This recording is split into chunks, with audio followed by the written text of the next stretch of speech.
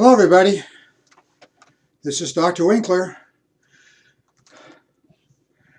I should have already recorded the introductory part of the class in which I would have described for you what we need to do, what you need to do, I should say. Now, I haven't actually recorded that yet because the UVU hasn't asked me to do so. Nonetheless, I'm going to start out with the first lecture here. So I don't think I need to introduce myself again because you've already seen me and presenting the information as to the course requirements. Now, since we're on to the recording phase, the lecture phase of this class, I need to tell you about something. As you all remember, last March, the university decided to shut everything down. Everything has, at that point, got to go completely online, or shall we say, remote. And in this case, I did record a number of lectures, about 10 of them.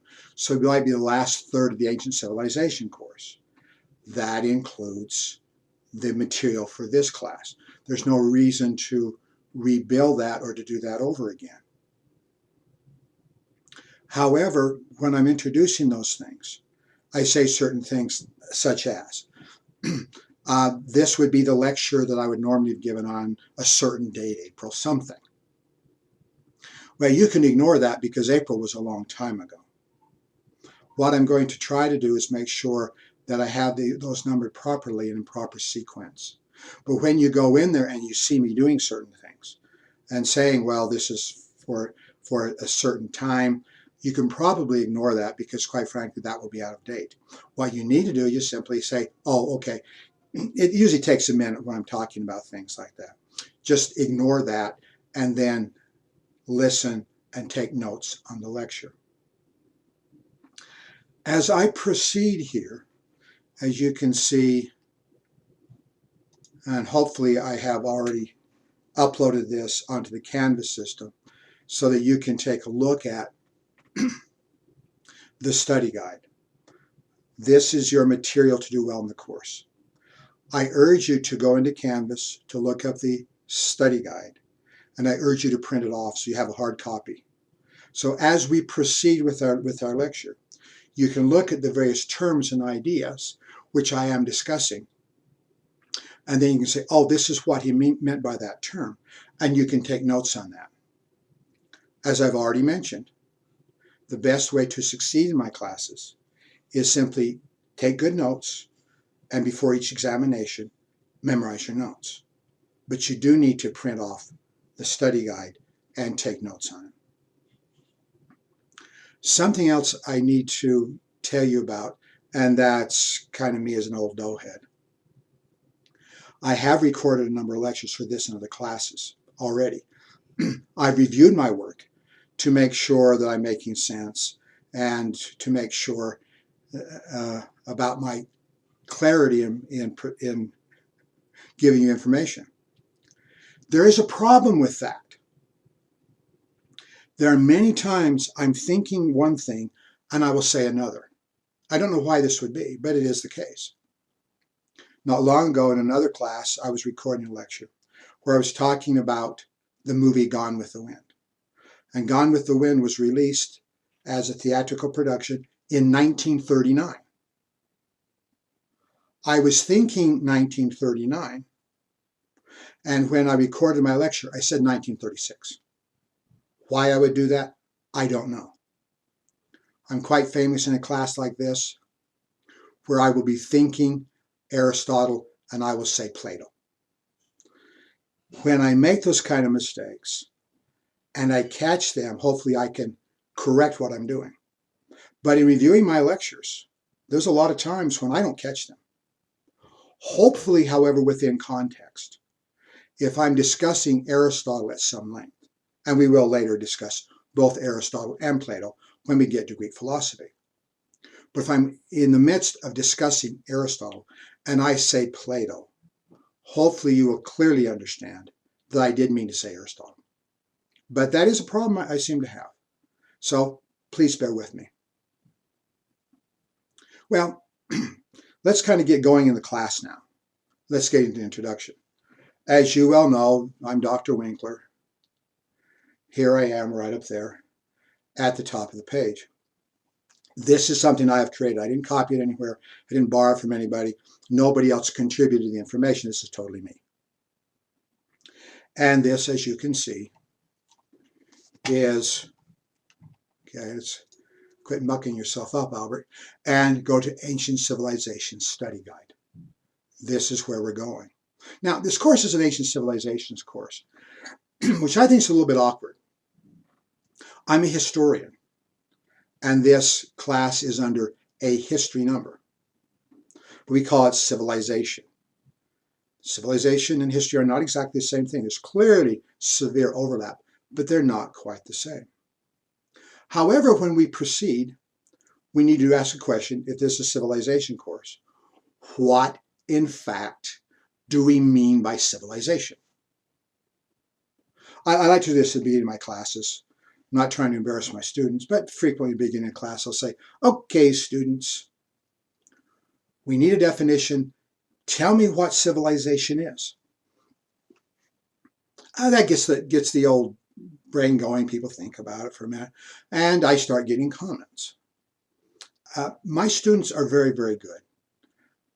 Over the years, sometimes even when I've got some perplexing historical questions, which I'd like to see better addressed, I can think these through, but I bring them to my class. And sometimes my students in my class will come up with better interpretations than anything I came up with. What is civilization? Why would we emphasize that? What are we talking about? Sometimes when I ask this question, students will say, civilization is political science or politics. Absolutely. You're absolutely correct. Is there something else that you would discuss? And they'll come up with various ideas, most of which, almost all of which, are very, very good.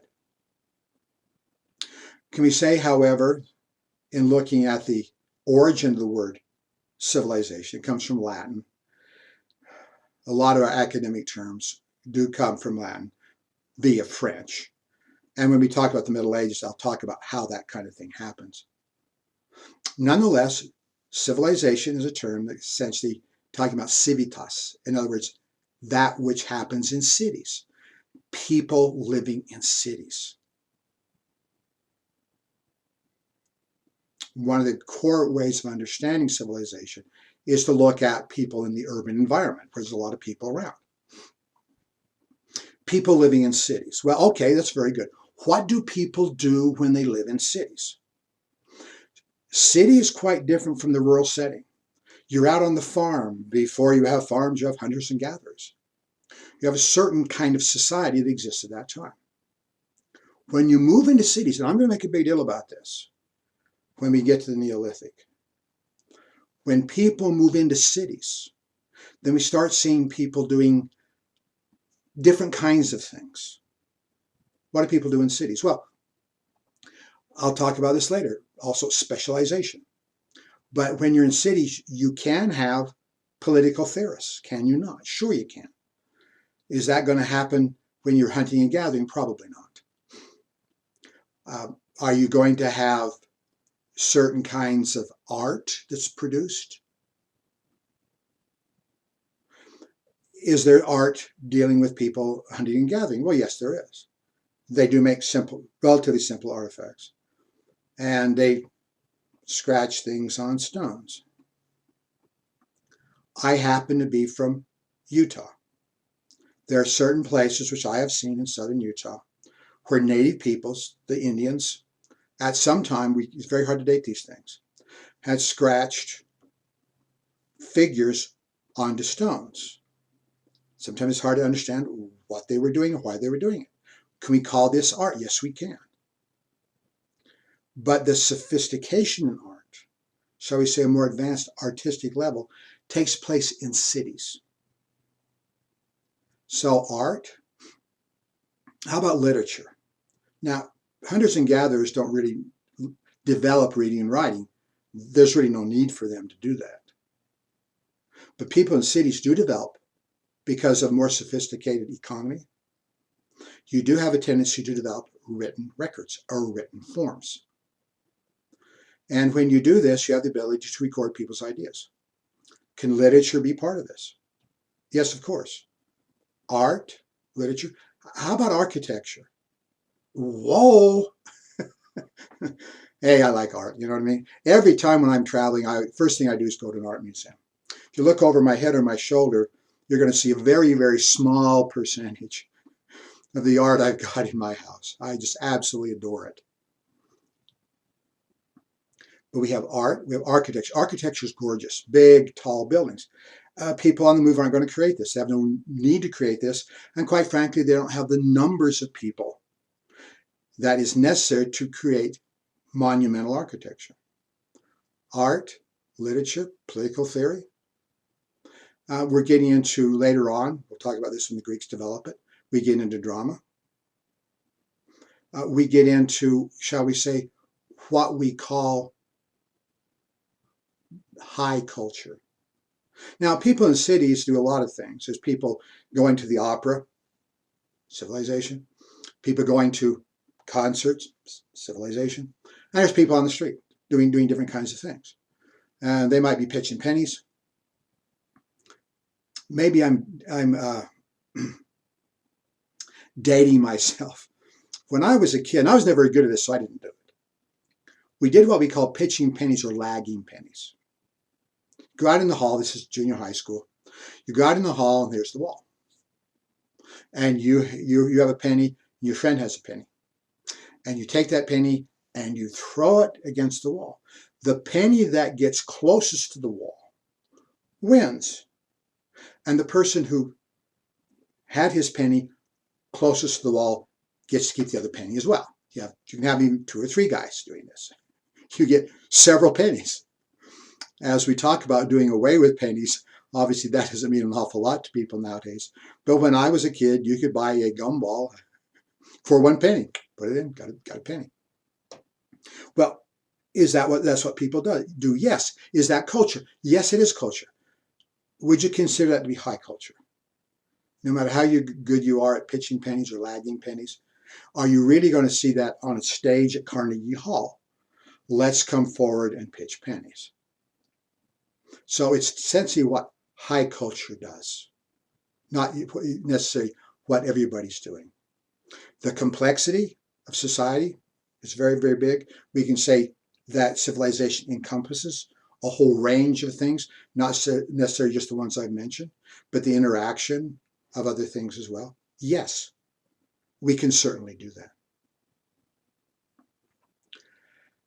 Is this all we can place as part as our discussion? Now, as much as I love art, I'm not an art history professor. We will refer to art. We will refer to architecture. But I'm not going to focus on that. That's not my area. We'll talk about literature. We'll talk about philosophy. Once again, we won't focus on that.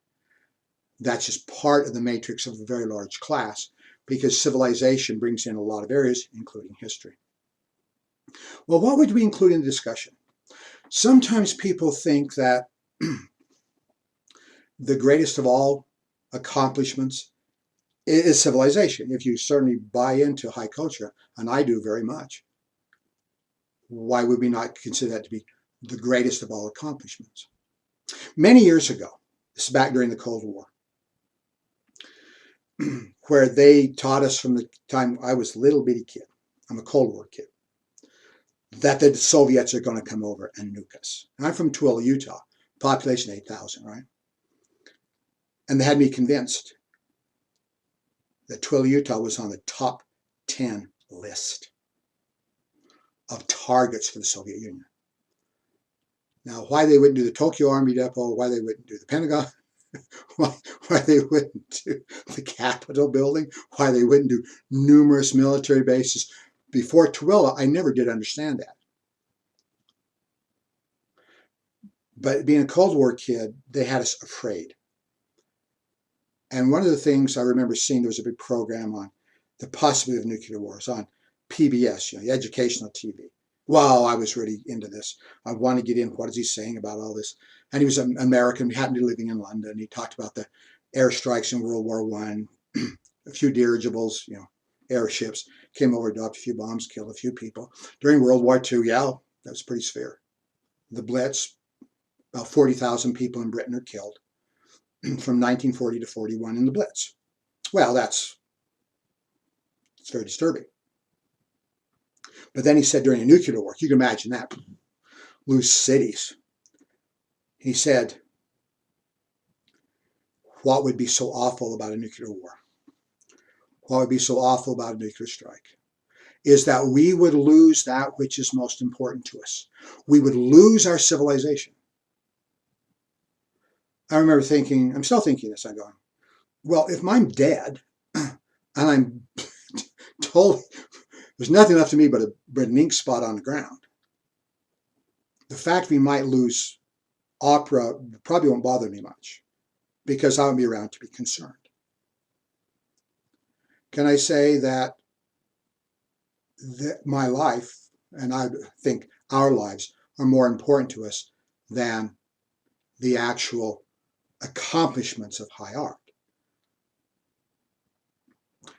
The reason why I'm bringing this up is to introduce something, a broader level of discussion. What shall we include? I have it right here. What shall we include in the discussion? Ask ourselves a question. Aside from this commentator on losing our civilization, if we were asked to look at what we're most proud of in the human being, what we are most proud of, what would we say? They used to make these, I call them B movies. They probably were not exactly your highest movies about. And I think there's one called When the Earth Stood Still. You have a brilliant alien coming from an alien race, and they come down and try to get people to justify why we were there. I haven't read a lot of science fiction, but I have friends who have. And one of them said that there was, one of the novels, I don't know which one it was, said that, well, an alien race was coming from outer space. And they decided that they needed our solar system, in other words, Earth, for a parking lot. Of course, everybody would have to go. Going back, however, to this kind of discussion, how would we talk to these people? Say, wait a minute, we're more important than a parking lot. What would you say? What would you include in the discussion? Going back to how the Earth stood still. Okay. You people have to figure out how to keep from killing yourselves. It's a good pitch. But once again, that still begs the question. What would we say to these people? Have enormous power. Would you say Plato or Aristotle? Of course you would. Would you say theater? Yes, you would. However, if this was asked to me, say, take all that out and give me your one thing of humanity of which you're proudest of, and I would say human compassion. I think as human beings, one of our greatest accomplishments, probably accomplished before we have civilization, and that is human compassion. Your ability to feel for other people. Your ability to look at the human condition and say, is there a way we can improve it? There is a whole body of thought where people are talking about human beings as being bad, we're evil. Some people say we're natural killers. I mean, look at the wars. Wow. If this were a modern civilization course, we'd have to end up talking about the First and Second World War, talk about the Great Leap Forward in China, talk about the Holocaust and other genocides. We'd have to do that. It's part of our recent history. If you look at that as far as human activity is concerned, you say, well, look how depraved we are. My question is that the norm or is that the aberration? Let's look at the entire scope of history. One of the problems with history is this. We do have a tendency to look at history in the terms of exciting events. Wow, the invasion. the battle, the commander out in the field. It's a little bit like watching the news. I watch the news every night. Every night I'm depressed because it's all negative. Bad things are happening. Things are out of control. And we're all going downhill. That kind of thing. You see, good news is actually a contribute. Some people say good news is actually a conflict of terms. Because if it's good, it's not news. If a guy pets a dog, who cares? But if a guy kicks a dog, that's on the national news. I think to a certain extent, therefore, we do have a tendency to look at news and history somewhat off the mark, somewhat of the distortion. Because I don't think you can define humanity and our accomplishments on the basis of that which is hurts people, that which is evil. It's very challenging to say. One of the great domes that was ever built, the Pantheon of Rome, would have been constructed if there were armies fighting back and forth in Rome at that time. You have to have peace.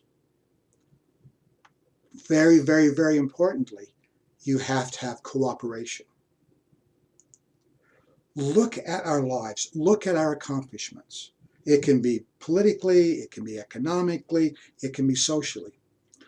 What we see are human beings cooperating with each other. People like each other. We feel for each other. We try to advance each other. This, I think, is a much more common aspect of human activity than going out in the parking lot and punching somebody's lights out. I'm not denying those things happen. But I am saying I think that's the aberration. That we need to elevate our ideas of humanity. We're actually better than that. Can I mention, this is not an ethics course, this is not a morality course. I'm not going to be talking about right and wrong all the way through, but I am asking or offering that I think we can bring the idea of moral conduct into our discussion. We judge civilizations on the basis of all kinds of things, don't we? I've already mentioned some of these. This is kind of going back to my discussion just a few minutes ago, dealing with civilization and what it is. We judge civilization's art. Yeah, sure we do. The art historians come out and say, well, this art movement here is better than that one. Is that based on personal judgment? A lot of times it is. If you have enough academicians, enough art historians there, you'll find tendency to have agreements in certain levels. For example, art historians tend to say that certain artists were the greatest artists that ever lived. Within the scope of this course, since this course goes to 1500 AD, one of those, Masaccio, was alive and well in Italy in the 15th century, in other words, the 1400s. Why do we think he's one of the greatest artists that ever lived? Because consensus. The art historians looked at it and said, this guy's pretty good. Okay. So we judge Masaccio and others on the basis of our aesthetic pleasure. It is good stuff. So, civilization's art. We judge their architecture. I already mentioned the Pantheon. I will come back and discuss the Pantheon again when we get to Roman architecture. Literature. I will mention a few aspects of literature.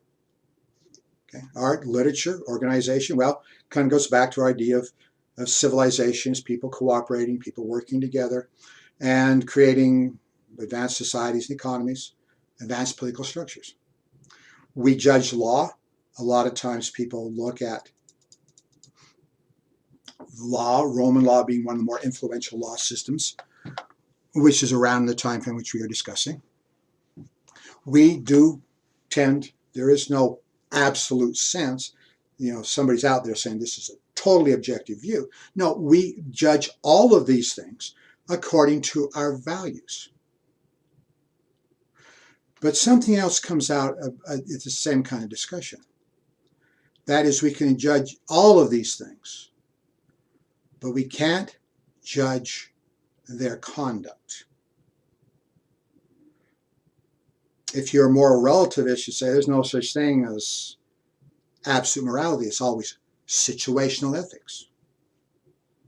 There's another school of thought, you believe in absolute morality. There's absolutely a right and wrong. What I see most often among historians is we take a look at these people and say, oh, by the way, we cannot put our value system on them. You see, I believe in a certain sense of right and wrong. Part of that was given to me by my ethical upbringing. Part of that is given to me by my culture. My culture tends to say this is right and wrong. But looking at other people's cultures and different ways that people that were brought up, that they have a different ethical system. Therefore, it's unfair for us to judge them on the basis of my ethics. But wait a minute, aren't I doing that already? I'm doing it up here. Should I be able to do it here? My observation on this is this. I do want to give deference to the ideas that people's ethical systems are different than mine. On the other hand, there's something else I want to put in this discussion, is what does the victim think of other people's conduct? I would consider murder and pillage, plunder, rape, all these kind of things as being terrible things. But can you say a society that believes in murder, that's not a sin? It's just fine because that's what I happen to believe. But that's not the entire, shall we say, side of the coin. What does the victim think? If I'm the victim of murder, and remember, I might be in the same ethical system as the person killing me, but if I am the victim of murder, wouldn't I have an opinion about that? Wouldn't I say, wait a minute, maybe this isn't so good? I mean, it is true that the Romans do kill Christians. They are brought in arenas. They're killed by gladiators. They're killed by wild beasts. So do we say that there's no moral issue involved here as well that we can judge? It's impossible to have one of these accounts because everybody who's victim of murder is dead. But I would like to see an account where somebody says, oh, by the way, Christian being killed or burned alive or how a number of ways that they were murdered. They're saying, oh, this was okay. I'm not going to judge that man with the gladius, the sword that's going to kill me. I'm not going to judge him. It's his ethical system. It's perfectly acceptable for what he's doing. Wouldn't it be more likely for me to say, I think this is unjust. I think this is unfair. When you burn me alive, maybe I have something to say about it. But that's wrong. You see, I think what I believe I'm saying is that we do get people that are unnerved. There are things that happen in history that are so disturbing that it's much easier to simply look the other way and say, well, it's not that bad. Or it's just what they did. Romans just killed Christians. What moral judgment is there involved? But ask a Christian. I've been used for a wide number of courses at UVU. It's been a very interesting career. There have been times, and I taught this for a number of semesters, I taught the Holocaust class. I've done a lot of reading on that. I think I'm pretty well familiar with the main arguments. In other words, if I can talk about this for an entire semester, I think I know quite a bit. But are we willing to say that as the Nazis are burning babies alive, that they are shooting down women in the streets, begging for their lives. In one of the most wholesale butcheries of human history. There was no moral issue involved. We can't judge the Nazis. That's just what Nazis did. It was right for them to do that. They didn't have another choice. It's just their culture. The survivors of the Holocaust have done us a great service. A great service. The Jews are among the most articulate human beings that have ever lived. They write books. They perform plays. They direct motion pictures. They speak. I have read that there are people that are saying, though let's not judge the Nazis. It's just what they did. I'm not willing to even consider that as a point of discussion. What they did was wrong. And I'm not afraid to say it. And I also want to say that there are other things in ancient history within the scope of this course were wrong as well. Unless the victim tells me it's different. And victims of murder, pillage, burning, and rape aren't going to say that. I'm going to say that I want to judge human conduct, at least on this level.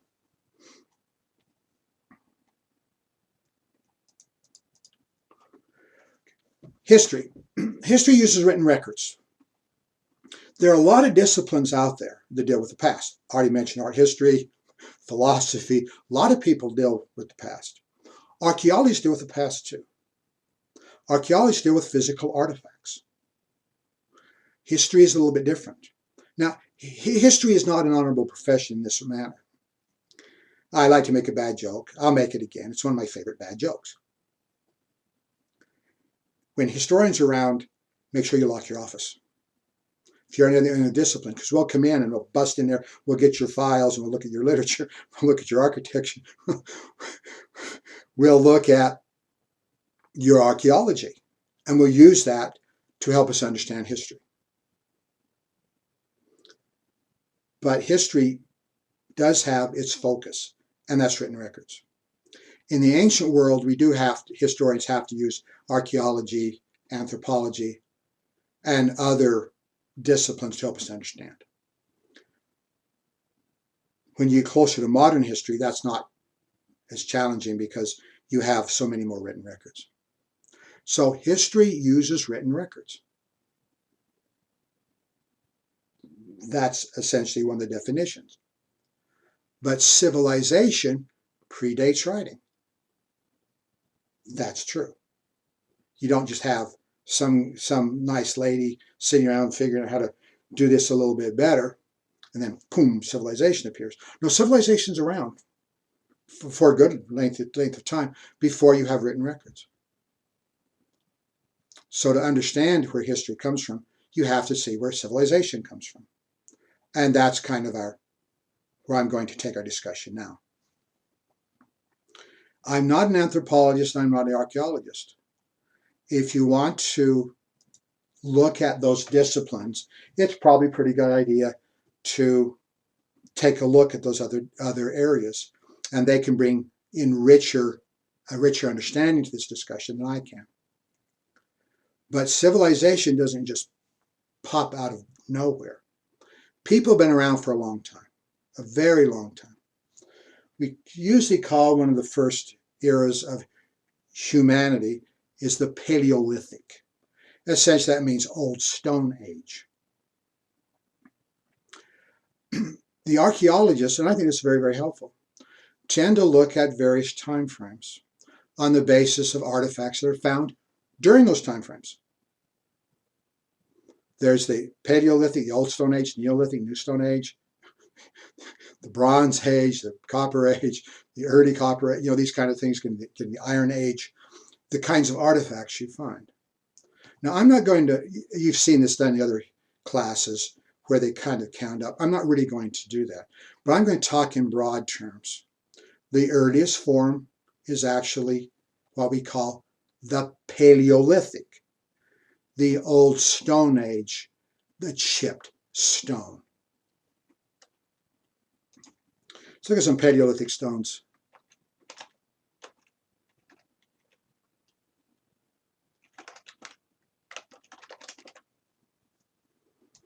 Oh, we got a lot of nice ones here. Isn't this fun? I like simple minds, enjoy simple things. I'm a simple mind, I enjoy simple things. This is kind of fun stuff. These are what we call Paleolithic stones. They are chipstones.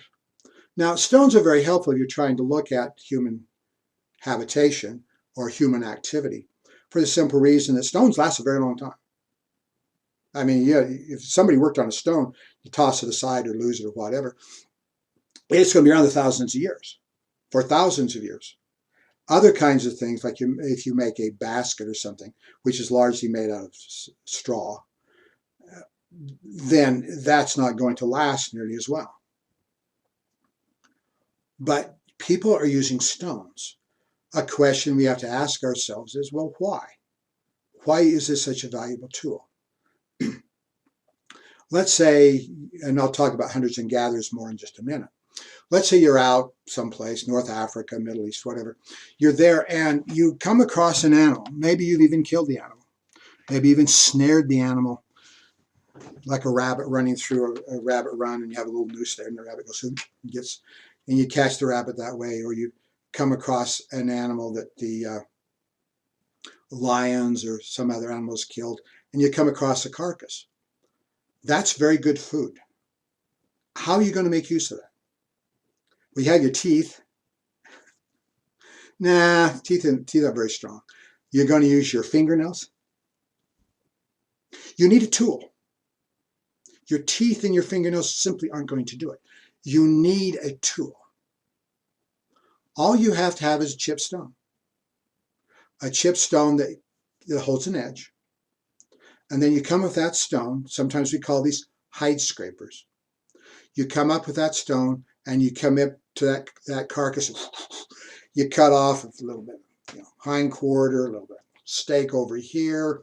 You scrape the hide. You can use that for clothing. You can use that for other implements. You use the bones. You use the sinews. You can make very good use of that animal if you have a chipped stone, if you have a tool. Well, let's look at a few of these. Notice it's chipped. You see the edge. Now, sometimes if you're playing with these things, many years ago I used to go arrowhead hunting, and I found what I consider to be a Indian hide scraper. I did find a few arrowheads too. Nonetheless, you have to be careful if you're playing with one of these things and it slips. You can cut yourself. You can cut your finger like down to the bone. They're very, very sharp. They're very, very useful. Very, very helpful. When you start using bows and arrows, which is largely in the Neolithic, but in the Paleolithic, you do have to have a sharpened point. You can use bone for a sharpened point to either throw it against an animal, jab it into an animal, or later on when you have bows and arrows, you can shoot it into an animal. You have to have something sharp, but even if the tip is bone, you still have to have the ability to carve that bone. It's very helpful to have a chipped stone, a tool to do so. This is a time frame of hunters and gatherers. Now let's go to anthropology and our understanding of what's happening in the ancient world.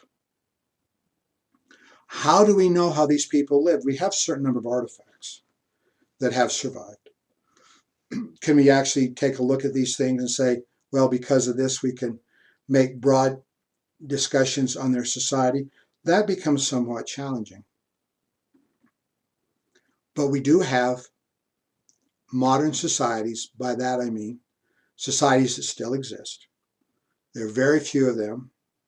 I believe there's a people called the Bushmen in South Africa, also known as the that are still living in a hunting-gathering society. Well, can we look at them, these anthropologists, can we look at them and watch what they do? and extrapolate, well, this is what people nowadays did under those same kind of technologies, chipstone. Would it be similar, or could it be similar? Is it likely to be similar to the way the people lived during the Paleolithic? I think there's a very good argument that can be made. Though we can't observe these people, we do believe the same kind of things we can observe in modern societies give us some indication of what it was like in ancient societies. So hunters and gatherers. In observing modern societies, we do see that men tend to hunt and women tend to gather. This is prejudice, shall we say?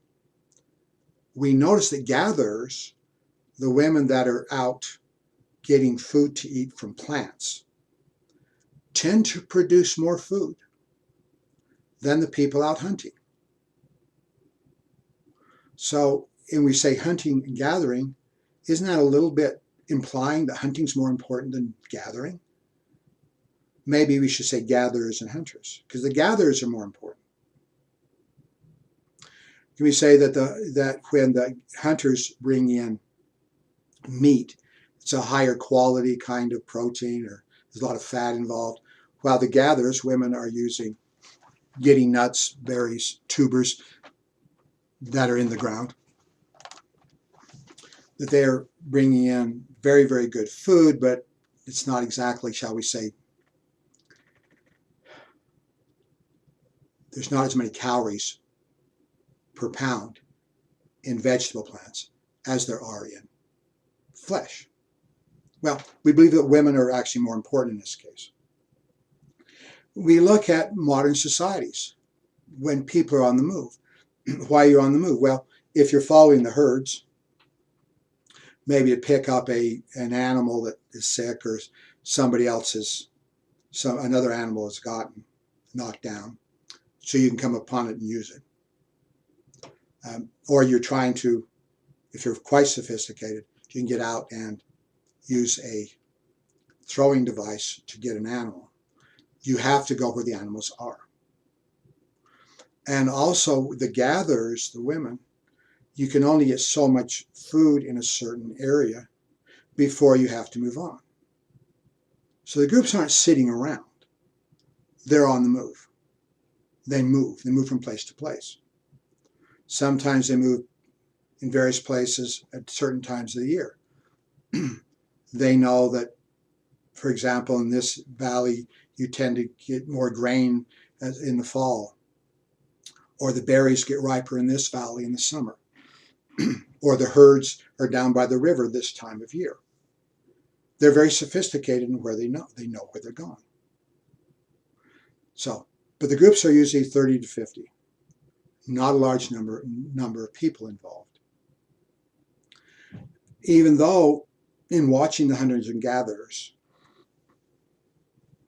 you do see that sometimes, particularly the hunters, the guys, more often the ladies, they have a little bit more leisure. They can sit around a lot more, lay around.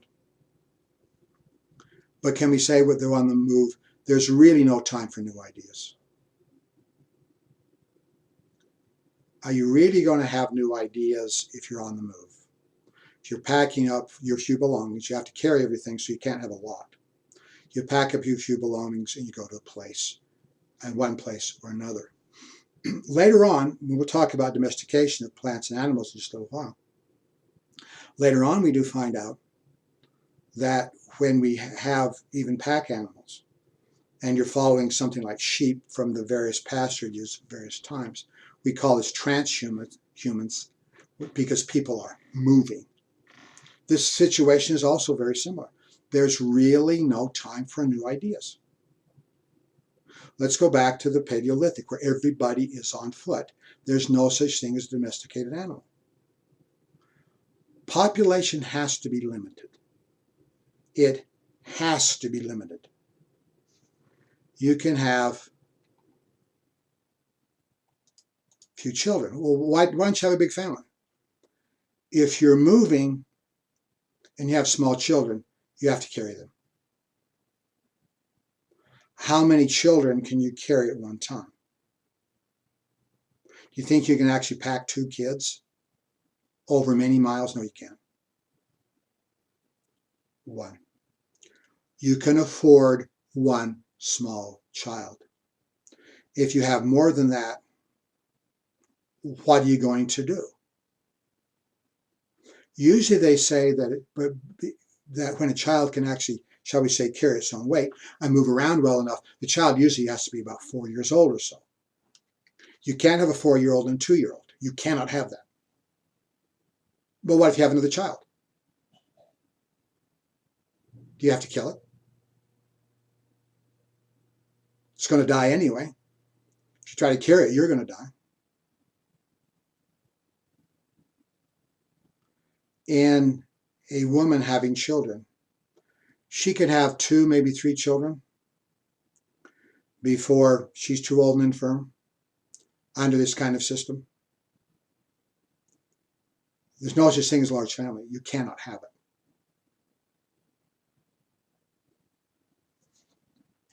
No old age? Well, by our standards, no. I mean, oh my goodness, we got people living forever nowadays. It's ridiculous. A lot of that's because of health, hygiene, and medicine. Very, very much to our advantage. Well, if you're out in the moving from place to place, and sometimes you can have to go over hill and dale, and sometimes you have to go across streams and rivers. And if your body starts to decline physically, which usually does, both men and women, early 30s, sometimes late 20s. One of the reasons you can look at that, look at professional athletes, stamina sports, particularly like soccer. There's a lot of men and women that are very good in their 20s. Their 30s, they can't keep up. They lose a step or two. And if you're carrying whatever you have, your toolkit with you, from place to place, and you get to the point where you can't go across the river, or you can't go across that hill, you can't go up into that pass, what's going to happen? It sounds cruel, but the survival of the group has to take precedence. You can't carry somebody.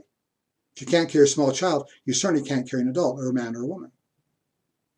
Now, usually because of the being exposed out in the sun, and sometimes people age a little bit faster than normally we would. But at the point where you can't go on, you have to die. Bye. See you on the other side. No old age, small families. Can we say if you're having 2 or 3 children in your lifetime as a woman, population can grow? Yes, it can. But it's never going to grow fast.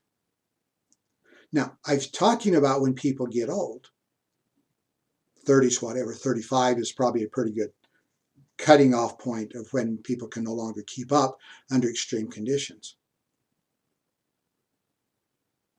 But that doesn't mean that when you are young that you're not in pretty good shape. People have a good diet. There's all kinds of arguments, I'm sure you're aware of, nutrition, what we should eat and what we shouldn't eat. When I was growing up, people say, oh, milk is nature's perfect food. Now people are saying, there's nothing in milk you can't get someplace else without worrying about the negative features of milk, like milk fat. Apparently, however, human beings do very, very well with a varied diet. If you just eat one thing, it's probably not enough. We're very, very good in eating numerous kinds of plants. And we believe during the Paleolithic, this was 19 or something, different plants these people would eat. Slightly different nutrition, sometimes a lot different nutrition. So you go out and you are in the valley. Remember I talked about the berries are here one time a year. The nuts are here another time of year. The grains are here another time of year. And eating this varied diet, people have a tendency to be pretty tall. I'm going to come back and mention this again in a slightly different context. But examining human remains of people from the Paleolithic in a lot of areas. I'm going to say it's true of every area. Can we say it's a little more extreme? There are some places where the men are not 5'10". There are some places where they're 5'7" and 5'8". during the Paleolithic. And I've got women as 5'4". There are times when we look at the human remains during the Paleolithic that women are 5'2" or 5'3". But some of the groups are this tall. The average American male in the United States is about 5'10" today. For generations, until pretty recently, generation by generation, it's very, very common for sons and daughters to be taller than their fathers and mothers. So it's taken us a number of generations to get up to 5'10" for men and 5'4" for women. We have to look at that and say, they're doing pretty well with their diet. Well, civilization really cannot develop in the Paleolithic. It's just simply too many challenges. We have to have a change in human habitation and activities, which really comes to the Neolithic. The Neolithic, I'm not going to say that there's complete agreement on about when the Neolithic starts. You see, you and I have technical advances. We have a new smartphone hits, and everybody goes out and buys that thing just before Christmas. Thousands of people, tens of thousands of people buy that. Technology can hit us very, very rapidly. If you have a new idea and people are scattered over thousands of miles, the only way you can communicate is by foot. You see, everything's not going to change instantaneously. That's one of the reasons why we have terms like circa. Circa is a Latin, it's an abbreviated Latin term, and it means around or about. In other words, about 10,000 BC. That's about 12,000 years ago. We do say that we have the Neolithic, the New Stone Age. Now we spend a little time here looking at the Paleolithic, the Chipstone. Let's look at the Neolithic, which is a little bit different.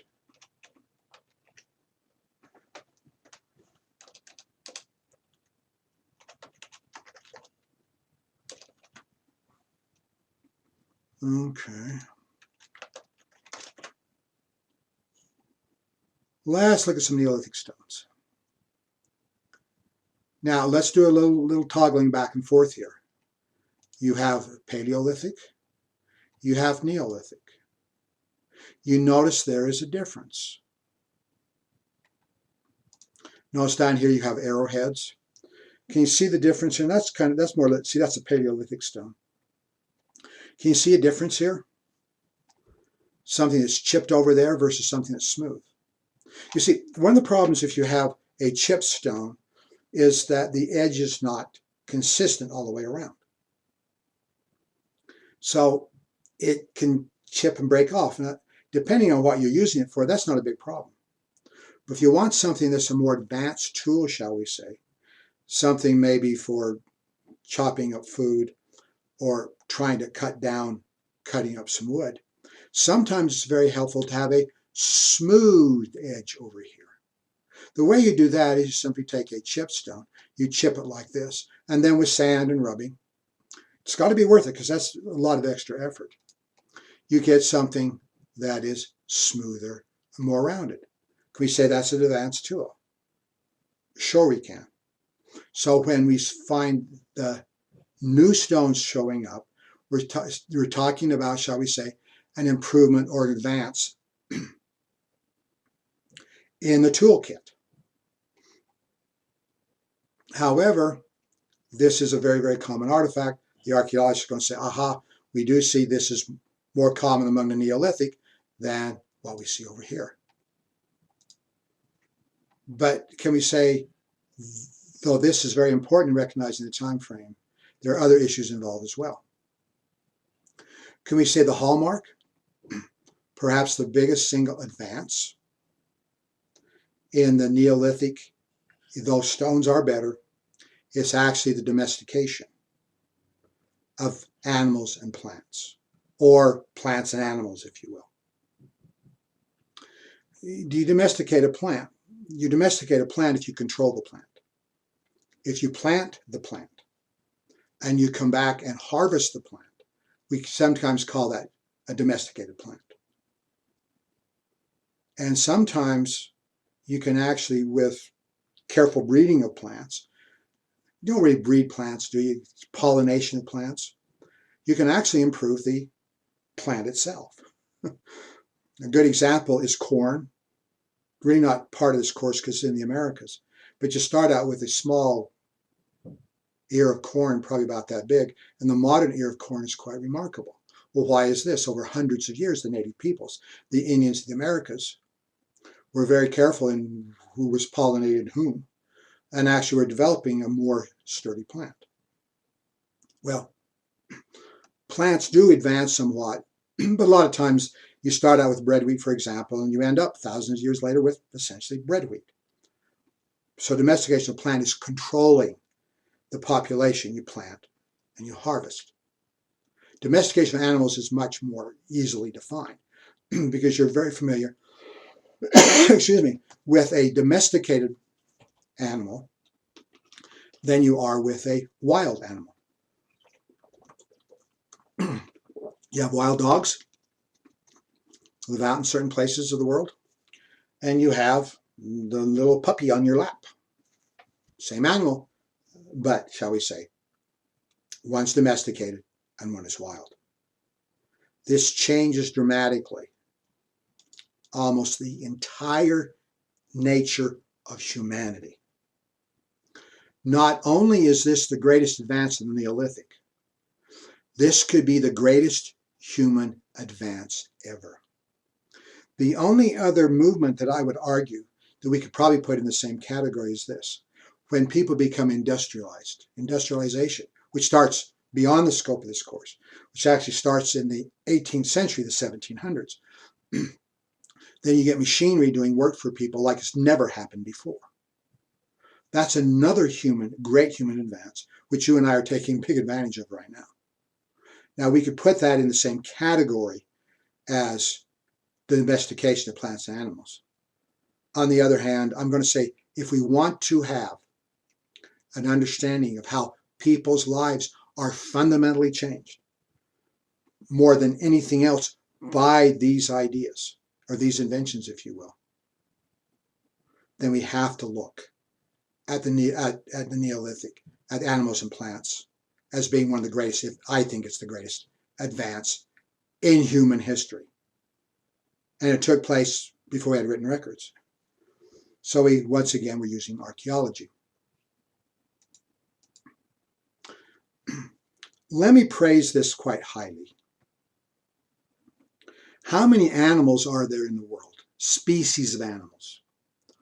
Oh, I don't know, and I'm sure the naturalists do either. I think this is kind of a estimate. Now, a lot of these are going to be insects. I don't know how many different kinds of insects there are, but there are many, many, many different kinds of bugs. Can you eat bugs? Sure you do. A lot of societies, people eat insects. But as far as, shall we say, bringing them in and putting them on the roach range, the grasshopper farm, people aren't doing that, all right? But animals that you do control, there are so many animals out there that are much more larger than insects that are out there. And how many can we actually use?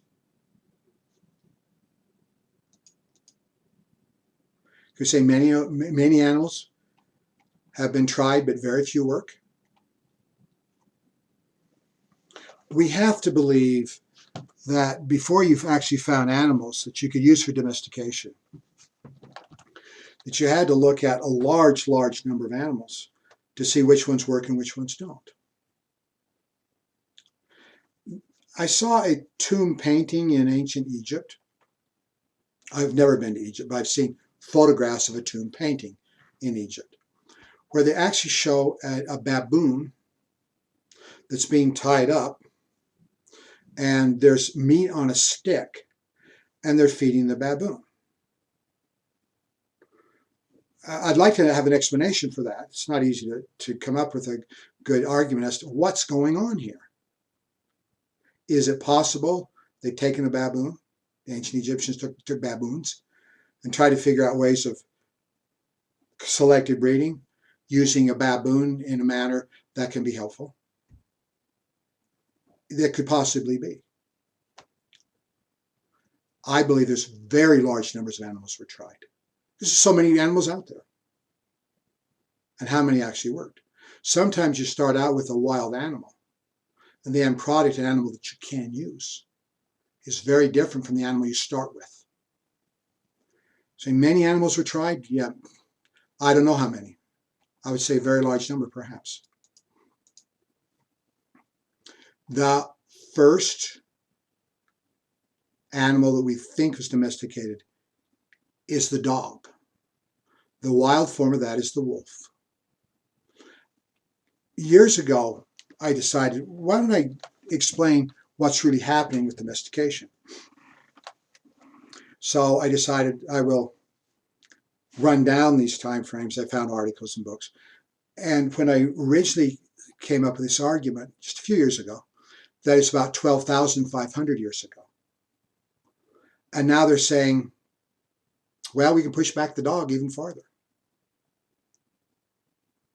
There was the theory that, you know how it is, your kids find a little baby wolf and say, Mommy, Daddy, look what came home. Can I keep him? Probably not like that at all. We believe that humans, let me try to explain that a little bit better. Wolves and dogs are, shall we say, genetically the same. In other words, you got a good-looking wolf and a nice-looking dog, and they got no problems. They're going to get together and have perfectly fertile children. But they are, shall we say, a different aspect of that community. You cannot take a baby wolf and raise him as a dog. You need a couple of generations. So the wolves probably are hanging out on the edge of human societies. They can be disconcerting, they howl and that kind of thing. But if you tolerate them, they're probably not that much of a problem. You see, dogs are scavengers. Yes, you hear old stories about dogs attacking people. I'm not sure this ever happened. I remember reading one study where there's never been a documented attack of wolves attacking live human beings. There's plenty of documentation of dogs eating human bodies. There's a lot of that. When the pioneers were coming west and people would die on the prairies and they bury their bodies out there, when the wagons pulled out, you look back and the dogs, I shouldn't call them dogs, wolves, are down there pulling up and eating human bodies. So that does happen. What I'm saying is the fear of the wolf is not necessarily extensive. And wolves are technically scavengers. And let's say you're hunting and you bring in bones of the dead animal and you've gotten everything you want off it and you toss it to the side. And the wolves are out there going, hey. So they get closer to the society. In just a few generations, if they start interacting close to people, it's remarkable how soon a wolf becomes a dog. However this happened, dogs are, as far as we know, the earliest form of domesticated animal. If you look at a dog, they have enormous advantages for the human community. One of which is they're low maintenance animals. They're scavengers. Let's say you're having dinner with the family and you smash up the bones and you've pretty well gotten all the meat you can off the bones. You toss it out there. Well, dogs have very, very large jaws. They can get, and they can work on that. They can get food out of this where you probably can't get any more out. So it's not costing you very much as far as your resources or your food is concerned. So it's low maintenance in that case. You can eat dogs, but apparently going back from the ancient time frame, we do not find evidence that people were eating dogs. Could you eat Fido? The little puppy you loved and you raised and you pet, could you eat him? No, you can't do that. You can't eat Fido. Now, human communities do eat dogs. Here's a really bad joke for you, really bad joke. What do you call a Vietnamese with two dogs? A rancher. I've also taught the Vietnam War course. I remember when the U.S. prisoners were released from North Vietnam in 1973. I did not go to Weber State, but one of these men went to Weber State and gave an address, and I watched it on television. And he put it this way: I've eaten every part of the dog but the bark. Reading accounts of these prisoners of war. One time one of the prisoners is there and the Vietnamese are over there, and they grab a dog and start beating it with a stick. And of course the Americans say, what on earth are you doing? And the guy says, oh, we're tenderizing the meat. You can eat dog. There's nothing wrong with eating dog. But can we say it's not culturally acceptable? The ancient world, they're not raising dogs to be eaten. What can a dog do for you? Remember, they're low maintenance. Dogs are incredibly loyal. You ever heard the stories about the doggy was around the master and the master died? They took the master out and they buried him in the cemetery. And for 10 years, the dog is out there every day laying on the grave of the master. Dogs are social.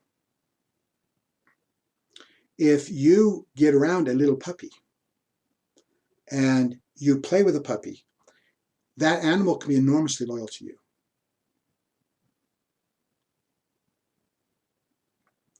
When wolves, dogs hunt, they tend to hunt in groups. Now, if you're after a deer or an elk or whatever you happen to be hunting, apparently there's some kind of communication, and I'm not sure exactly what that might be. But there's the alpha male, the top dog, and he's sitting there, and I don't know, does he gesture something anyway? It's like he's saying something, even though dogs can't talk to each other. Somehow he's giving information. Yeah, Louie and George, you go on the left. Maria and Katie, you go on the right. We're closing in. But they do take a lead from an animal. If you take a little puppy doggy and you pet him, guess what? You become the alpha. You become the alpha woman. You become the alpha male. And they'll be enormously loyal to you. Like I say, they'll lay on your grave for a lengthy period of time. They have enormous facility to hear and to smell. We hear all these stories about dogs. Fido's laying on the couch in the apartment.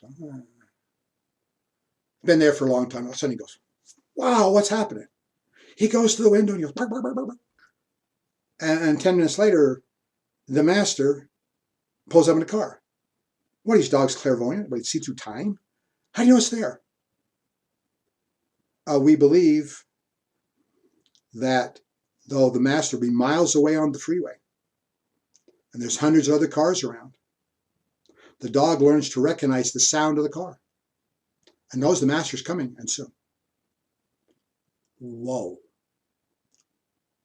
Can that be advantageous for using an animal in the hunt? You bet it can. How about their ability to smell? Tremendous ability to smell. I read one study that's saying, okay, if you get a human scent, like a hound dog, a dog that's out, or a bloodhound, I said that wrong. A bloodhound out, chasing somebody or looking for somebody, and you take that dog across the field looking for a person's scent. There's been 200 other people walk through that area. It can still follow the scent of that human being, the one that's looking for, because of the smell went through the soles of the shoes of the person walking across the field. Now that's a stunning ability. Another thing which I just was reading about, ran across an article literally a few weeks ago. They're using cadaver dogs. You know what a cadaver dog is, of course. A dog that is trained to smell for bodies. When there's an avalanche, and unfortunately people who get trapped in these kinds of things, you get a cadaver dog out there and he sniffs around. And sometimes he can locate the human being. They've actually used cadaver dogs, I believe it's Croatia, to find bodies of human beings that died thousands, like 3,000 years ago. And the corpses are way underneath the ground. The cadaver dog has the ability to smell that corpse and say, oh, bark, bark, bark, bark, he's down there. And that can help in your archaeological work. If you're using the animal to hunt, he can be enormously helpful. His eyesight's not tremendous, but his hearing, his ability to smell becomes tremendous. Dogs are good in other ways as well. There's the old story, how cold is the night? Well, you got a 2-dog night, it's pretty cold. You got a puppy with you. 3-dog night, you have the ability to stay warm from the animal. So it's almost an ideal animal, and it's not terribly surprising that they would be domesticated early. Now the pig. The pig comes from the boar, and we usually think about 10,500 years ago. Let's get you a pig up here. How about a boar first? You can say a boar is an animal with an attitude. Boars are pretty macho animals. They're ferocious. You don't be around a boar when he's having a bad day. They have tusks. Can I show you this guy up here? They have tusks, and they can gore you with that. They can tear up your legs. They're pretty fast. They run fast. They're vicious animals. Now compare that with a pig. Let's get an image of a pig. Now, does that, my cute little piggy, I love pigs. I like pigs so much. I'm willing to say this is probably the greatest advance in human history. The pig. Is there any reason to discuss anything else? No, we have achieved the pig, which I love. Every now and again I get to go to a county fair, a state fair, and I always go over the pigs and I pet the pig. I like it. Now, some of these animals are pretty considerable. They put on weight very rapidly. I remember I was at a county fair once up at Thanksgiving Point, and there was a pig there, and I asked the guy who owned the pig, how old is the pig? He's about 5 months old. How much the pig weighs? It's like 150 pounds. You're getting a lot of meat, very, very rapidly from an animal like that. But taking this animal and developing this animal is quite remarkable. The modern pig does not have tusks. The boar does. So that's been bred out. How many years that would take, I don't know. Of course, the cute little piggy tail back here. To a certain extent, I'm going to call the pig the truly domesticated, because that animal could not survive. Even if it had survival skills, you put him out where there's predators around and he'll be a meal overnight. He does not have the ability, doesn't have tusks, doesn't have the ability to run. He's too heavy. If we have a pig, the pig is dependent upon us for survival, because if we didn't take care of the pig would not exist. How many generations it would take to develop that into that, I don't know. But obviously, the end product has been worth the effort. I believe I'm running out of time. Yeah, my trouble is I talk too much. I do want to talk about a few other domesticated animals, including the house cat, the goat, but we'll have to wait for that until the next lecture. In the meantime, I hope I can number these correctly. This is lecture number 1. I appreciate you students, and I appreciate all your help in responding to questions in my lecture so far. And I'll talk to you again next time. In the meantime, enjoy whatever you're doing.